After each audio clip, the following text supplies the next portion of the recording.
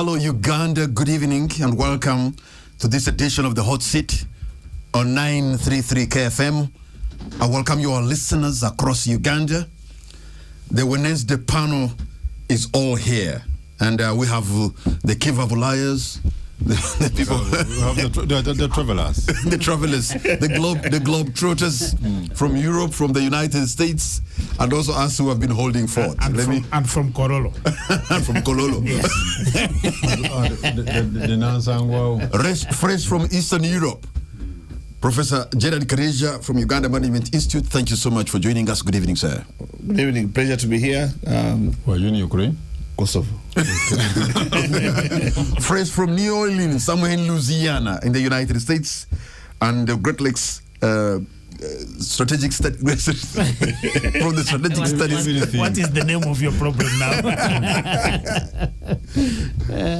From Great Lakes Institute for Strategic Studies, Mr. Godbert Tumushabi, thank you so much for joining us. Great pleasure to be back. Good evening, our listeners. It's good you have not come back with some Yankee accent. You still have your Rwashamiri. You're still sounding Rwashamiri.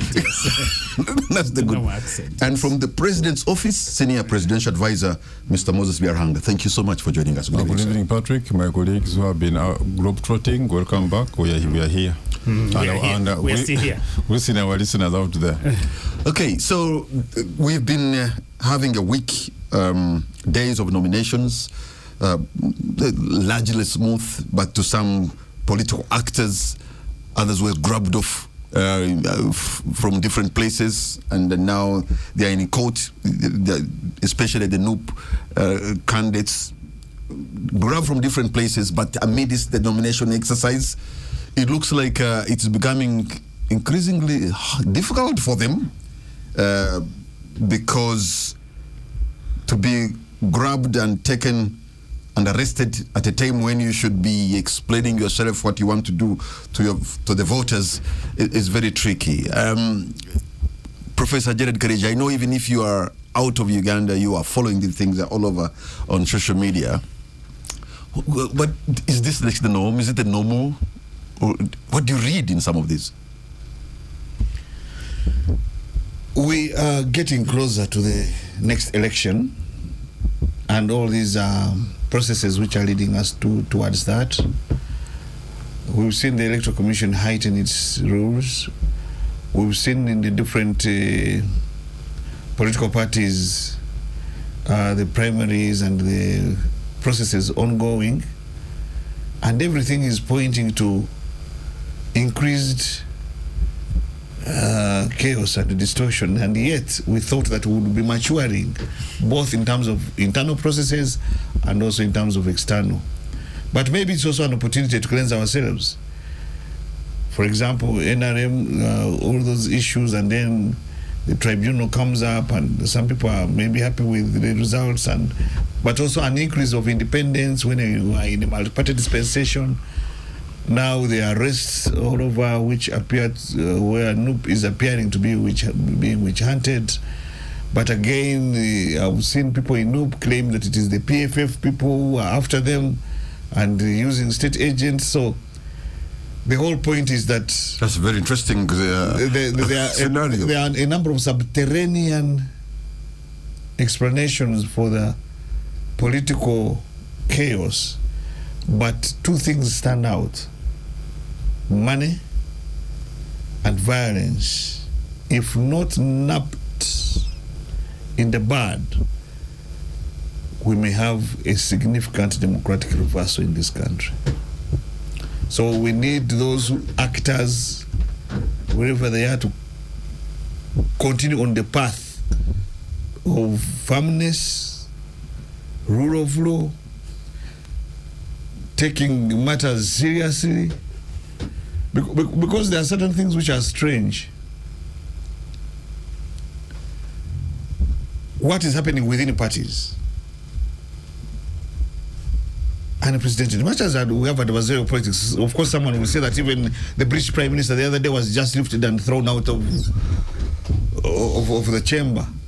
That's what adversarial politics is. But I think there is also a certain level of degeneration in terms of civic virtue.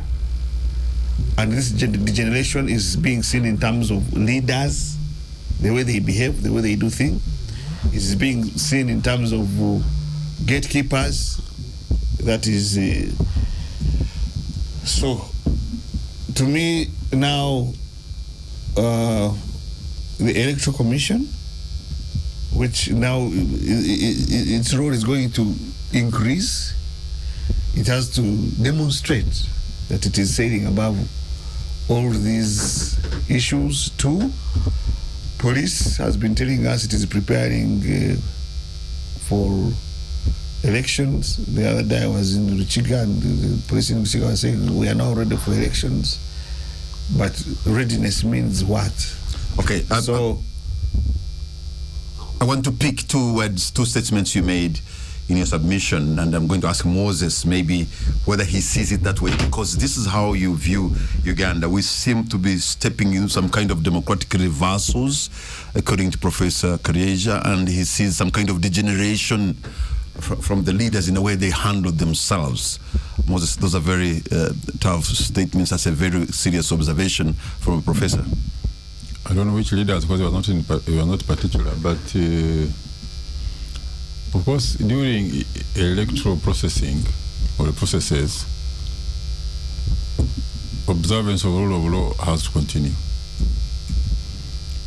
If somebody has committed or has been believed to have committed a crime, it shouldn't matter where you are, who you are, or where you are. The long arm of the law will follow you. So therefore, one cannot use an excuse that, oh, I was arrested because it's political cause. But I think what the security forces have to work on is that when such people are arrested, they explain, and they are quickly brought before the court system. So, because I know some people are arrested for a reason. But if it happens at a time when there's a political situation, somebody, there's that tendency to hide behind that I'm being persecuted instead of being prosecuted. So, being an electoral season does not mean the law has to stop operating. Those who are supposed to carry out arrests, they will continue to do so. But I will only call upon them to explain so that people don't misunderstand an arrest to think it is a political persecution, but it is they are doing their work, and the court system bring people before court if they want to get bail or whatever. But the system must be seen to work. That's my comment on that. So there's no degeneration, because the system must continue to perform. The government must continue to perform. Those who, but also the political actors, maybe what leaders, you talk about degeneration. When you hear some of the activities or something being planned, then you wonder that whom are you dealing with really? There's also things which maybe don't come out in the surface, but you hear that people are planning ABCD. Then when the security forces come in, then these are politicians, the students have been touched. But why are you involved in such activities in the first place? If you're a politician, if you're a leader to be reckoned with. One of the issues I have heard people complain about, Mr. Byaranga, is also the nature of the arrest. There's a lot of violence in how people are arrested. Sometimes they are taken into places that are not known, gazetted places of detention, held incommunicado for some time before they even appear. Actually, some lawyers have had to issue what they call, is it habeas corpus. That means because people are not anywhere, they cannot be seen. So why would it go to that extent, Mr. Byaranga? Of course, that would be wrong. That's not right. If you arrest somebody, you should account for them. There's no reason to hide anybody you have arrested. That is happening a lot. The violence during the arrest is happening, and also taking them to places, ungazetted places of detention is also a common scenario. I don't know what you call violence, because unless somebody else's party is also violent, because what is important here, what you have mentioned, is that if somebody is arrested, I have to mention that the due process should follow. The people must know why they are arrested and where they are, so that they have access to their lawyers, and that's why the legal system to take its course. I already explained that. Mr. Godbert Mushabe, again, if I can echo the words of Professor Karieja, it's like we're entering a season. It's about now that these things, if I may, this is how I'm understanding. It's not about now these things are going to manifest, really, as if this is expected. No, Patrick, I keep on making this argument. I will make it again. These are not anecdotes. This is a trend. These are trends. They can be traced over time. From 2000 actually, that every election has been violent. That violence increases every election cycle. So in other words, when in 2000 the violence was basically contained around the election season, as we have moved forward, the violence has become the defining character of the current regime. So, I mean, I would be surprised if this was not happening, if what's happening today was not happening, because I've shared with you here that the study, some of the analytical work we've done is to show that actually the violence is inevitable, that the infrastructure for violence has been built over time, built both by the current regime and by the groups that are opposing it. So if you go backwards, the regime has had all these militia groups, the Border 2010, the Chiboko Squad. We've actually made a checklist of all of them. And then on the opposition side, you have the Solida, you have a couple of other groups. Right now, there are also the military drills and all this, all the kind of stuff also showing it's their readiness also to counter. Absolutely. Right now, one of the groups that has been quite intriguing to me, which I think is going to be a big problem for us, which is probably a replacement to Chiboko Squad and Border 2010, is this group called Ghetto Structures, led by Damulira, who is apparently either a senior military or police officer, and there's some other guy called Major Kutesa. The other day, I was very pleasantly surprised. I saw a vehicle, some saloon car with all kinds of manner of decorations written there, Major Damulira. No, Damulira, I don't know what his rank is. Major Kutesa, Ghetto Structures. And I'm like, this is the infrastructure for violence. So with that one, then you have NUP developing its foot soldiers. Because you see, even the language that is used by both the regime and the opposition political groups, that basically is the language for violence. And you, again, if you see the violence that was manifested in the NRM primaries, those NRM primary elections, including at Kororo, because you see at Kororo, you have the creme de la creme of NRM. These are guys who have gone through elections, so you expect that these are the more polished guys.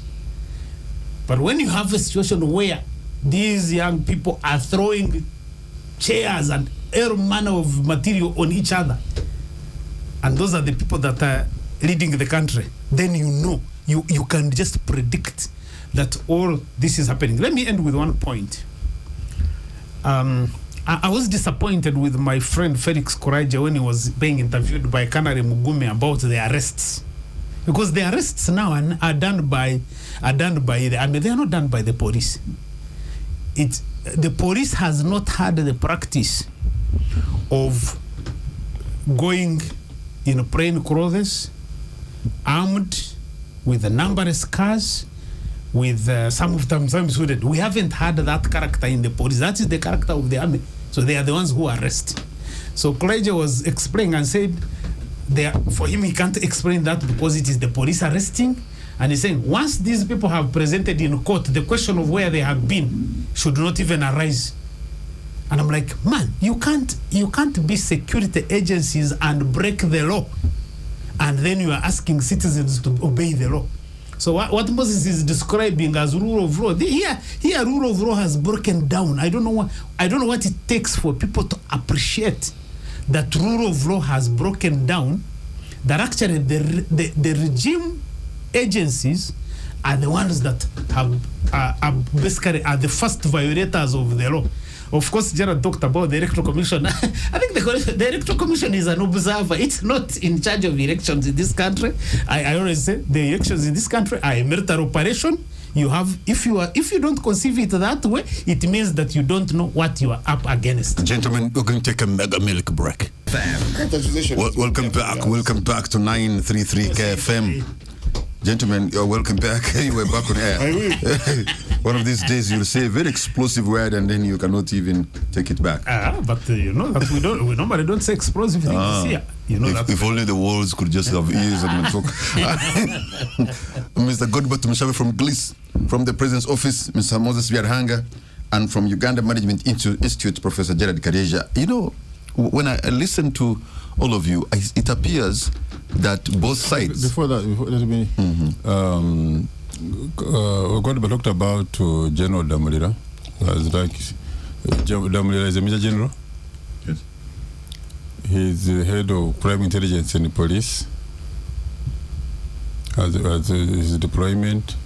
Yes. He's the Major General. Yeah. In the army, and he's deployed in the police as head of crime intelligence. So, it works closely. It's true with, among others, with Major Kutesa, Emmanuel. Now, on this ghetto youth, anybody interested in if you're doing crime prevention as part of crime intelligence, I wouldn't lose out dealing with those people, because they have been also a source of crime and a part of insecurity. So they have organized them very well. That's a fact. I have met some of them myself into working circles to get cheap capital. In every division here in Kampala, government through the President's Office has put in money for those people to be able to borrow among themselves. The president, when he was... That's Major General Damulira organizing them? Yeah, they have been organized. Because these are Ugandans. Yes, they are. But and there are other structures that should actually be dealing with the economic emancipation and the human rights. No. If you're in police, one of the work of the police is to prevent crime. If you know that these people, by virtue of not being employed, they are not considered for a loan by any bank, can give them a loan, organizing them into structures where they can get economic empowerment is one way of preventing crime. I don't see I thought there should be deliberate government programs through their elected representatives to be able to look at their issues and deal with them. Representatives are noob. They don't care about them. Have you ever heard them? What? Wait, have you ever heard the noob representatives here in Kampala talking about how to help the ghetto youth in Kampala or anywhere else? They don't. And if you're talking about government structures, police is part of government structures. If they have seen a problem, they have a right to say, how do you help these people not to commit crime, so that we don't, every time we're not arresting them, but we're creating a relationship with them. Okay. Professor Kareja, do you see that both sides of the aisle, especially the young people, seem to be digging in for some kind of confrontation other than just political persuasion and campaigns? Because it looks like they are digging in, and that could be very disastrous for Uganda. And I think that's why every effort should be put in place to increase civic virtue. Because the unfortunate part is also that politics has been seen as the easiest ascendance at prosperity. Politics has been seen as the quickest means to transform yourself. Whether you are for or against the regime. So when people see dramatic transformation of a councillor they have been with, tomorrow he's an MP, and all of a sudden he's driving the biggest car, distributing huge amounts of money. Biggest car like a lot of God. And yet the production is not known. So the appetite for political positions has really increased.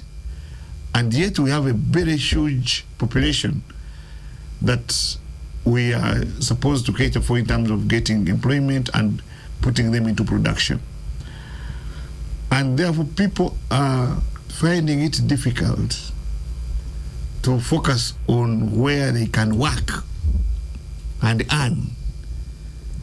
And they think that some of these exercises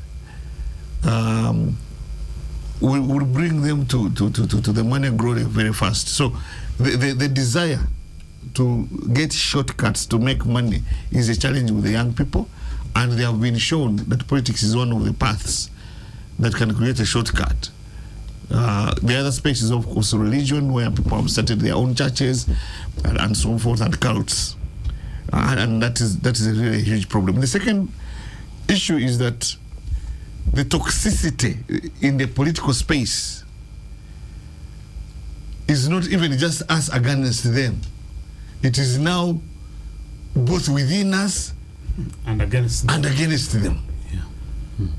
Not that I would prefer either of the two. Yes, yeah. But I would understand more harmony and cohesion within us, those of us who agree, whether we were a political party or a persuasion, and then we are tackling the other ones. But now, as we used to read in literature, it is a total man-eat-man society. We are eating ourselves within our parties, we are eating ourselves outside our parties. So now, is politics about that? So it is toxic. I think like the brand of politics that we are preaching is also very toxic. And when you see party leaders... But Jared, are we preaching or we have created it? We are doing both. We are preaching it and we are living it. And it reproduces it. You see, when something works, it reproduces itself. Exactly. Yeah. Yeah. If it doesn't work, it ceases, it dies. Yeah. So when you see some of these vices being reproduced, it is because they are either perceived or people have experienced that they have delivered. Yeah. Okay, Mr. Godberton, I think Mr. Yarhanga tried to respond to the issue of the ghetto structures of Major General Damlida and Major Kuteisa. These are people who are trying to look at a problem in the ghetto and they're trying to address it, and so that there can be harmony. No, first of all, on Gerard's point of these vices reproducing themselves, the NRM group has perfected the art of money. Now, increasingly as the vice has grown, everybody in NRM knows that for you to have a shot at holding a position in NRM, you have to have money. Yeah, but even whether you steal it, whether you borrow it, whether you do what. Are you aware that there are wild allegations on top executive of NUP that actually the flag of NUP was being sold? Yeah, exactly, because that's the perception. It's pattern use. I have seen violence and money. So Jared, the difference here is that one is that for I have seen WhatsApp messages and it's a perception. For NRM, we have seen it live. So in other words, if you add the live experience of NRM, then you add all these rumors and allegations of NUP, then it means that the money buys you a position.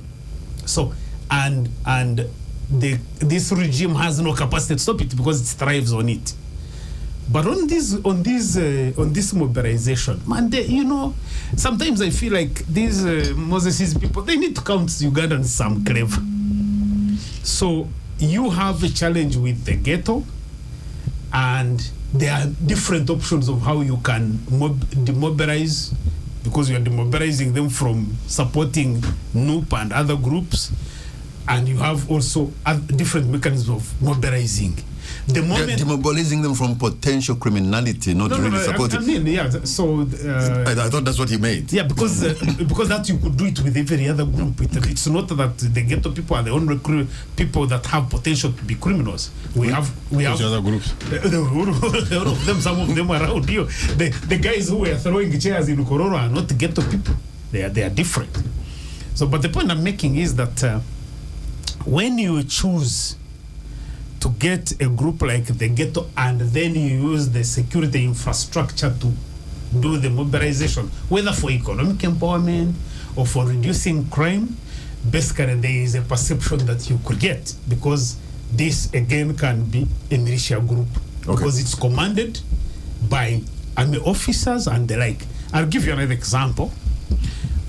So if you think of if you saw the videos that were coming from Ntare school, where there was the Muchaka course on patriotism for teachers on patriotism. I think they had over close to 1,500 teachers doing patriotism. I mean, you have to be stupid enough not to look at that as a campaign event for the president. Okay, very briefly, Moses, before we take a break, isn't it better, instead of having a police officer get involved in some of these ghetto structures to try to get them out of problems, to really enhance government programs that are meant to fight poverty, to uplift young people, and get them out of unemployment and poverty? Because it appears now government programs have actually missed them. So is them really going to go everywhere they were in the country? Well, as I said, the center of most of the ghettos are here in Kampala, but yes, the structures of the ghettos are in most of the cities where they are, up to Mbale, Jinja, Greater Kampala, that is Wakiso, Mukono. They're all there. They're all there. I've seen some of them. I went to Kawempa and met some of the ghetto people. I looked at their circle, their leadership and so forth. Ask them how they are borrowing, and you see, many of them have borrowed. Some of them have borrowed money from their own circles, which were set up, and they are now engaged in economic activities, earning income instead of looking for somebody who could give them other things to drink or something. Or I don't want to go into those details, but you see people working, people earning income, people who they are managing their own circle and they're doing it relatively well. When you look at the demand even for the money, that's why when the president was going around Kampala, he pledged to increase the funding to the ghetto circles to 1 billion per division, because each division has its own ghetto circle, increasing it from 100 million which had been given some time back. All right.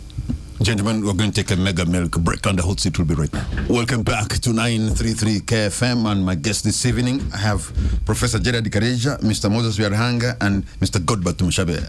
If you allow me, gentlemen, and we change gears a little bit, when you look at the people who were nominated for different positions at LC5 and mayors and all these, there's a high number of independents, actually probably even more than actual opposition people from the opposition political parties. Very few actually from LC5 or mayors of National Unity Platform that you would even think would be the biggest opposition political party. Professor, what do you read in that? Of course, there are a number of things. One, the NRM is the biggest producer of political actors. The next question would be, to what extent do they meet the mark? But it's the party that has the biggest production of leaders. Two, we know that when people become independent, it is an excuse not to be subordinated by the party. And many of them, they are crying foul, even where they lost. Genuinely, they would want to create an excuse. And one of the ways they have seen it beneficial is that when you go as an independent, there's still a possibility to win on individual merit, but also you may catch the eye or the ear of the president or those who are close to him, like Moses. So some of these candidates are also posturing to get political attention. Three, it is a clear demonstration that people... If you are close, if you are hard by Moses, what can happen? Moses is just... No, Moses is a kingmaker. So then also there are those... But it shows you that as far as multi-party dispensation is concerned, as a country, we are giving it lip service. And even those who are running political parties, they are not so much interested in creating political parties as an institution, because an institution, you have to define its values, promote its values, and defend it. So when you see leaders at whatever level, if I'm the NRM chairperson of a sub-county and I lose, even if actually I lose unfairly, why would I run as an independent? It means that I've not imbibed the aggregated interest and philosophical foundations of the party that I claim. You think they have philosophical foundations? So when you do an anatomy of political parties, maybe we have none, and possibly that's the reason why even NRM calls itself an organization, and not a political party. Isn't it going to be very, Professor? Isn't it going to be very difficult? It is not far-fetched even to think that the next amendment in the Constitution is for us to go for. What was the other one, which is not multi-party? Parliamentary democracy? No. Individual merit. The individual merit. We are going back to all of us. We are in the movement. But them the movement system. But electing people who don't have merit. We're going to go. So I wouldn't be surprised if, in not so a distant future, we have a referendum. Or political parties to then we have a movement system. Because in the Constitution, it is an alternative system of governance. But in the practice, actually now, we are running under a movement system and a pseudo multi-party system. Very quickly, when you have a party, probably you think the biggest opposition party in Uganda, was failing sometimes even to produce candidates in some crucial positions around the country, isn't that an indicator that you have actually failed on arrival? What exactly? Because how do you win the general election without having even candidates? Who tells you that some of those political parties are created to win general elections? Some of them are created for other purposes, to maintain parliamentary positions, for example. Others to make money. Others to pursue particular causes. When you see a prime minister telling someone who has just created a party that come and make an MOU, and the other one goes silent, would you be surprised if tomorrow the MOU is in place? So, I mean, there are very many possibilities. So, I would not want to think that the primary role of some of the political parties in this country is to capture power in a national election. You know, when you say something like that, I think I get demoralized about democracy.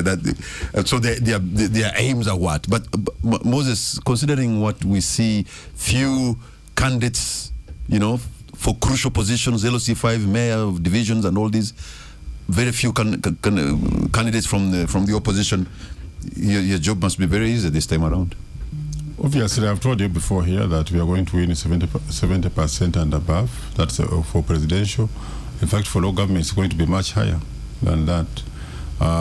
Somebody was just sending me, who I think had me on radio, that in Isenyo district is a district where President Museveni received the highest number of votes. And it was followed by Ntungamo, where Godba comes from. Godba's backyard. Yeah, Godba is backyard. So in Ntungamo, Godba's home. Godba's home. That's my home. Yeah, it's not a backyard. Yeah, your home is more or less in Kampala. Yeah. In Ntungamo, in Isenjiro, 32 councillors came unopposed, and the district chairperson is also unopposed. And all of the NRM, is that what you mean? I thought you wanted to say unopposed. NRM. So, of course, I said this is a district where NRM had the highest number of votes, about 180,000 Nobuguamu, followed by Sinjiro with 160-something thousand, followed by Kampala with 128,000, followed by Wakiso with 122,000. Anyway, followed by Kenjoji, where you think you know well, number 5 was Kenjoji with 110,000. But that's on the side. So yes, we are going to win very well. There's no doubt about it. there are many others which are going to come out and oppose you. Wait for the MP level. This is telling you that the other contenders, whether you call them parties or not, they are not widespread across the country. So it's a very good sign that if, for instance, you go to Isinjiro and you have no candidate for 32 council electoral areas, and for even the district chair, you see, the campaign process is in such a way that much as a presidential candidate campaigns, these other people campaigning for the lower positions, if they are campaigning for the party, for themselves and their party leaders, it means you, the candidate at presidential level, you're able to reach almost all the villages, because at least like a district councillor represents a sub-county. So that person will be campaigning that sub-county for you and for themselves. Then a sub-county councillor represents a parish. So while somebody is campaigning in a parish which is smaller, than about 7 or so villages, is also campaigning for the top presidential candidate, for the NRM, for the MP, direct for the MP. So it's a whole structure of campaign. So if you are saying, me, I don't have a candidate there, I don't have in that area, and then you expect those people to vote for you, who is your local spokesperson in the area? If there's no such a person, yes, they can vote for you, but really don't expect a win. Good, but with that kind of analysis and how Moses is putting it, I'm inclined to think they have it in the bag now. They don't have it.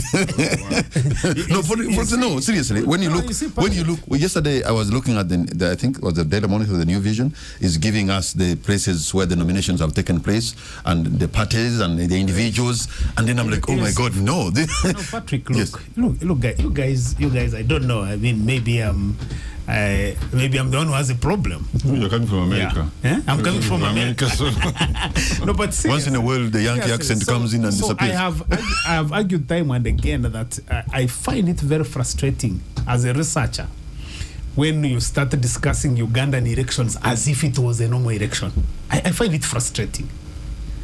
Because, one, for example, the cases... So good, but I shouldn't be telling you the realities I've seen. No, that's what I'm saying. That you see, in an authoritarian regime like Uganda's, there is a difference between winning an election and being declared a winner.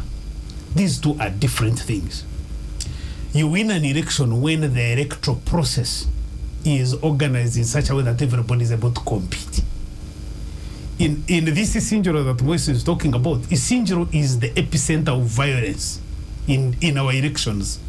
Isinjiro, Bukanga, those are some of the hot spots.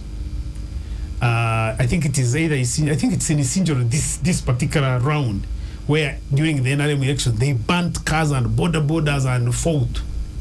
So you are basically talking of a process where, if you are in some places, if you are not NRM, the level of violence you are subjected to is just immense.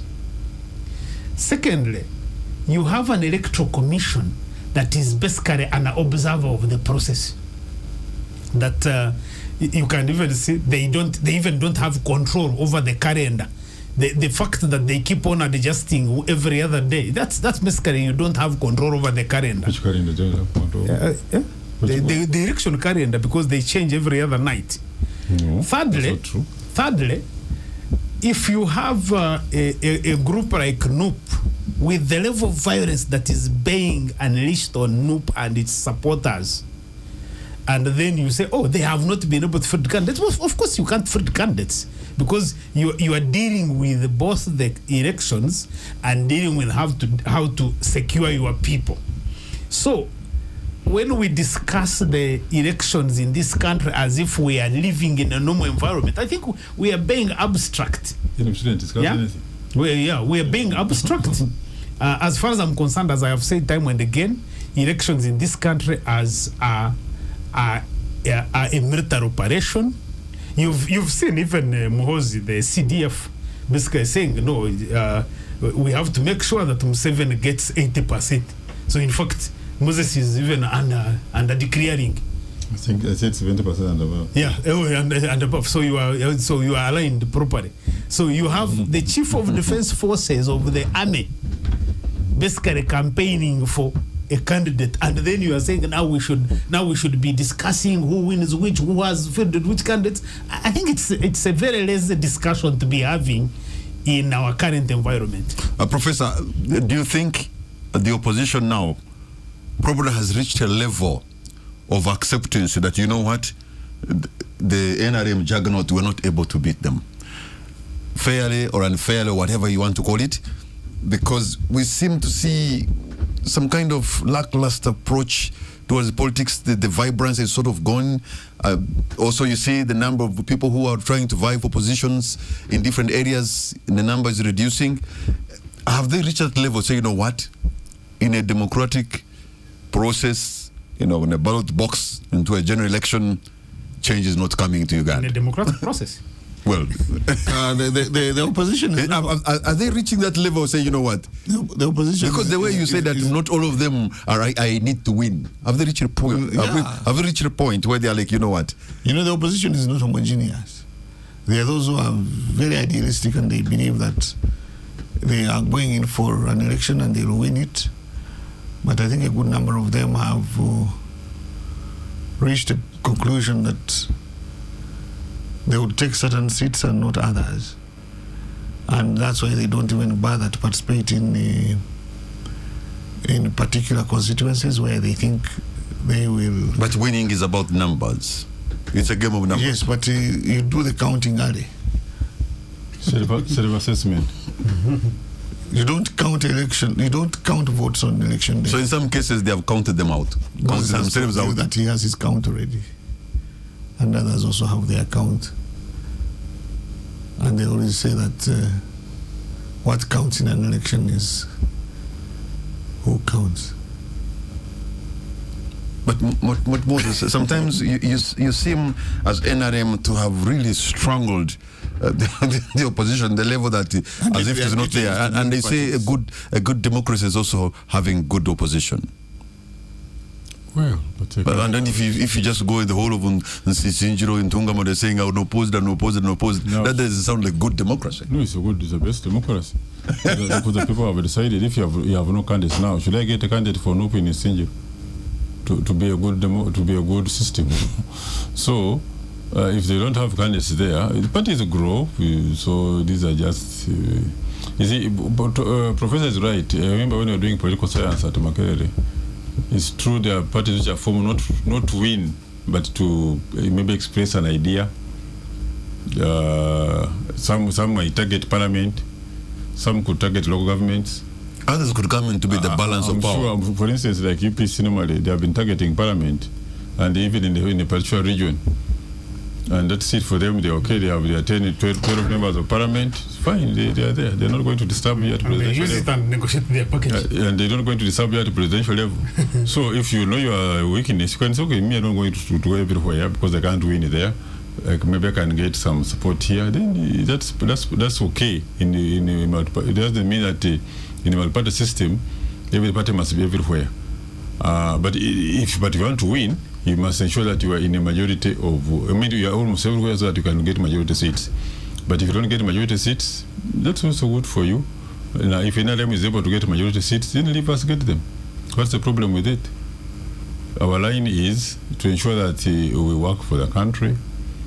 We are talking about to protecting it against of what we have so far achieved and against of the revolution as well. So we are also looking at new areas of focus. You wait for our manifesto when it comes out before the end of the month.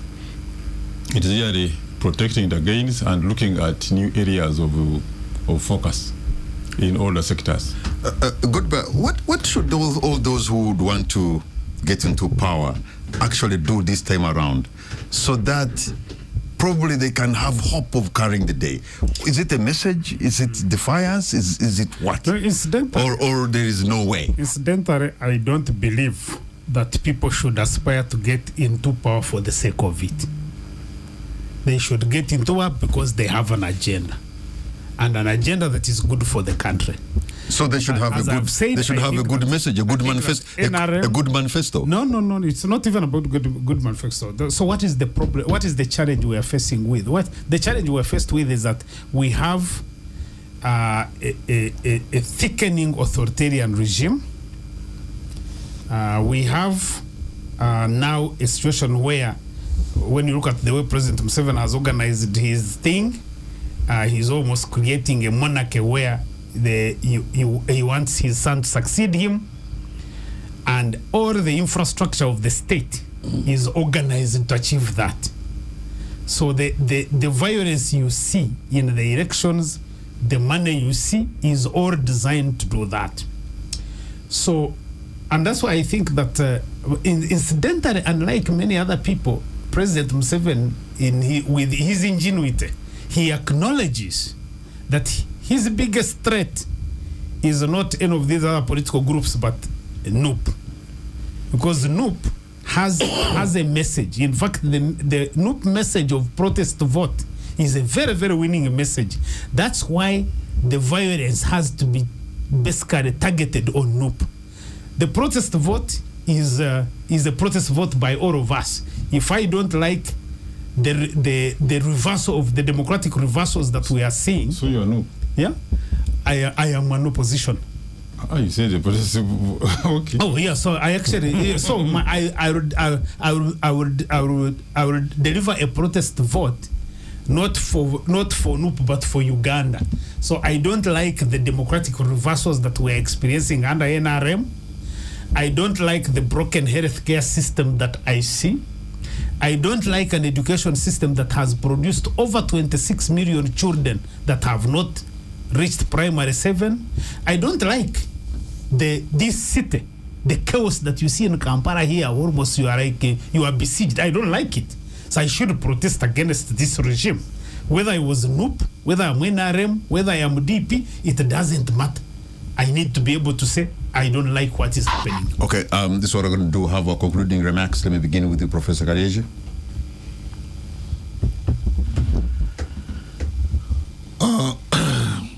Very soon we're going to go for a national election. My cry to fellow citizens is, let's put another layer of scrutiny on these political actors that think they can win our hearts through money and violence. Thank you. Mr. Moses Byarhanga, your parting shot. My parting shot, see, Godba talked about broken systems, but if you look at any system in Uganda today, it has never been better than today. Look at the health, look at education, look at provision of water, and look at our history. In any of these areas, Uganda is doing better today than before. Our target now is to improve on what we are doing. Like in education system, primary education is which the primary by the virtue of its name is decentralized. We are now looking at doing some of the things in digital, and so in terms of supervision and everything, so that we improve the quality of education. It's our focus. When Godba talks about some people not completing the primary or the education system ladder, it's against that background that we are emphasizing now also skilling, so that our children who may not go through the system up to the top are able to be skilled in other skills. And in other countries, by the way, those who get degrees, especially in Europe, are very few compared to those who get vocational training at all level. So, and that's where we are trying to enlarge our vocational training. Thank you. Very briefly, your parting shot. No, I think that for me, for the listeners out there, for Ugandans out there, that as I believe that we have created a political environment that increases uncertainty in our polity. So that's why you see the violence, the crisis, the money, all these political party players, behaving like little children. And therefore, that's the situation we need to save, and that situation will not be saved by the NRM, by NUP, by FDC, by whatever. This is going to be a collective effort of Ugandans as citizens, and I think that's where we need to be focusing on how we change our current situation. Godba Tumushabe, Mr. Moses Byarhanga, and Professor Gerald Kareja. Gentlemen, I want to thank you so much for your submission. Good night, and God bless Uganda.